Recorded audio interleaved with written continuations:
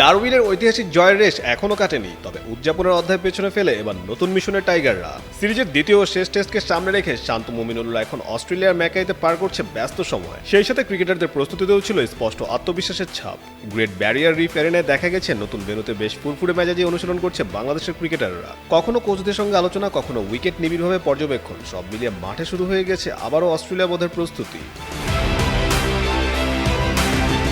Batting অনুশীলনে দেখা গেছে সাদমান ইসলাম, অধিনায়ক নাজমুল হোসেন শান্ত ও অভিজ্ঞ মুশফিকুর রহিমকে। Breaking news!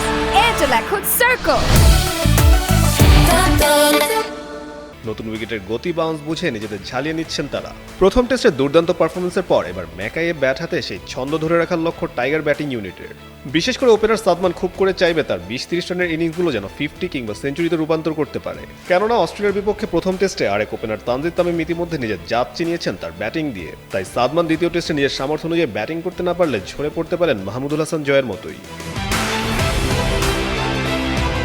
অন্যদিকে বোলিং ইউনিটেও চলছে পুরোদমে প্রস্তুতি। ডারউইনে অস্ট্রেলিয়ার বিপক্ষে 9 উইকেট নিয়ে আলোচনায় আসা হাসান মাহমুদকে দেখা গেছে আবারও নিজের প্রস্তুতিতে ব্যস্ত সময় পার করতে।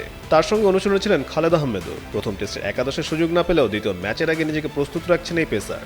অন্যদিকে বাংলাদেশের স্ট্রাইক স্পিনার তাইজুলকেও দেখা গেছে ভীষণ রিদমে। গ্রেট ব্যারিয়ার রিফ এরিনায় টাইগার স্পিনাররা যদি সঠিক জায়গায় বল ফেলতে পারে তবে অস্ট্রেলিয়ার ব্যাটিং ইউনিটকে আরও একবার রুখে দেওয়া সম্ভব। অন্তত অতীত পরিসংখ্যান তাই বলছে। ম্যাকাইয়ের এই মাঠে বাংলাদেশের সামনে এখন নতুন ইতিহাসের হাতছানি। ডারউইনে অস্ট্রেলিয়ার মাটিতে প্রথম টেস্ট জয়ের পর এবার সিরিজ জয়ের সুযোগ টাইগারদের সামনে। নতুন ভেন্যু, নতুন চ্যালেঞ্জ, তবে আত্মবিশ্বাসটা এখন আকাশ ছোঁয়া। ফুরফুরে মেজাজে অনুশীলন চলছে, কিন্তু লক্ষ্য একটাই, ম্যাকাইয়ে অস্ট্রেলিয়াকে হারিয়ে ইতিহাসের পাতে আরেকটি নতুন অধ্যায় লেখা। কাজী সাকলেন আহমেদ, যুগান্তর স্পোর্টস।